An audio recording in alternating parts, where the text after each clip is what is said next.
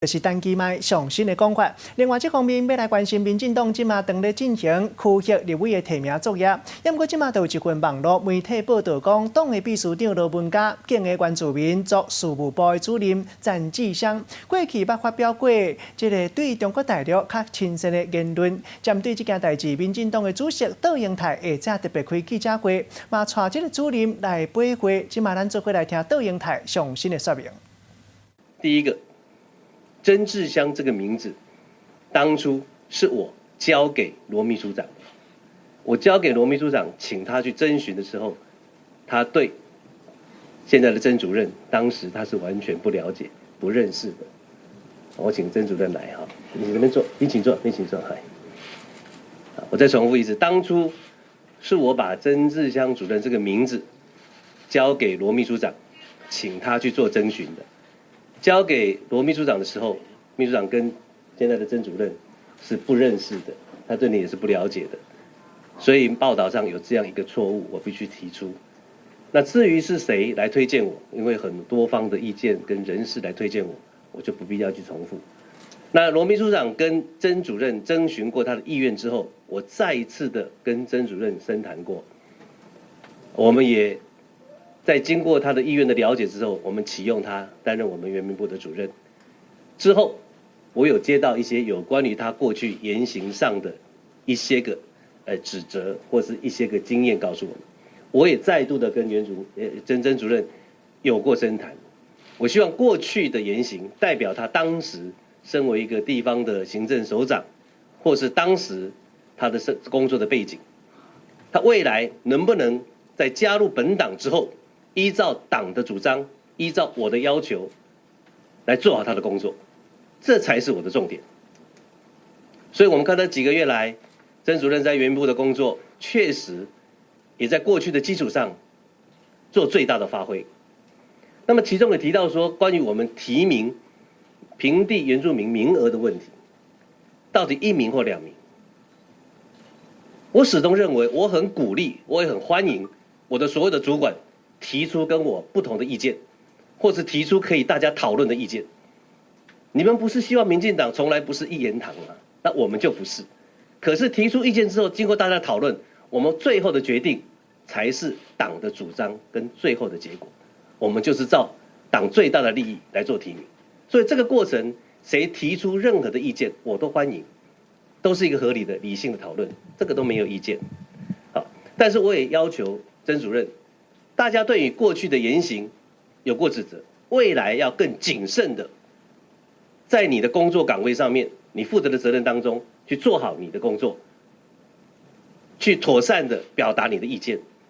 这个我们会持续的来请曾主任能够提高对自己的要求，提高对整个工作上的这个付出，这个是我们要做的。再一点，这个报道上有说他过去是国民党党员，现在是民进党党员，未来是共产党党员。我想这个逻辑太可怕了。如果用过去是国民党党员，现在是民进党党员这样的来检验我们的党员，好像我们会死伤过半。连我自己都曾经是国民党党员，请他把我的手机拿上来，我可以把我的国民党党证秀给你们看。请阿布把我的手机拿上来，我可以把我的党证秀给你们看。我们曾经是国民党党员的民进党党员，何其之多，何罪之有？到现在我还欢迎国民党党员能够成为民进党党员，我还欢迎所有其他党员能够成为民进党党员，我们应该觉得骄傲。但是未来就会变成是共产党党员，这个推论就太遥远了。不会是如此，你们不会怀疑我会这样子吧？所以不要用这种标准来看。不过在这里，我要很慎重的，我要把政治责任托付在曾主任身上。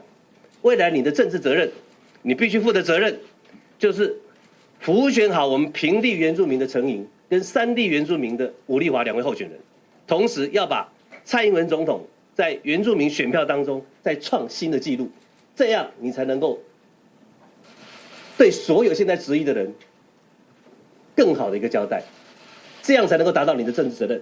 如果你没有达到这样的一个政治责任，你该负责的不是过去的言行，是你现在的责任。你可以做得到吗？做到。好，放心，谢谢。好，我说我现在要付给曾主任的是现在的政治责任，而不是过去言行的表现。他现在的言行如果有过去再犯一次过去，他当然要负政治责任。但是他如果能够把平地原住民跟山地原住民的2席立委创造出好的成绩，蔡英文总统连任的这个原住民选票创造出好的成绩，他就达到我们对他的要求。我会严厉的来要求跟他一起合作，这就是我的国民党党政。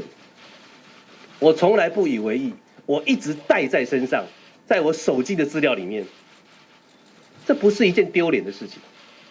而且这个时间是民国66年4月6号，我还是高中生的时候，那时候的党国时代，谁不是国民党党员？这不足为奇。现在看起来有点可笑，那时候高中生大概5岁都会抓去被导师要求入党，我就是那个时代。可是我是一手交出学生证，毕业的那一天，一手拿到党证。再来我就没有去办理党籍的迁入，所以这个党证我一直保留到现在，也一直在我的资料里面，不是今天特别秀出来的啊，这不足为奇。我还是欢迎更多的国民党党员加入本党，其他的政党的党员同志，如果对民进党有足够的信心，也请你加入本党，我们一起为台湾的未来来努力。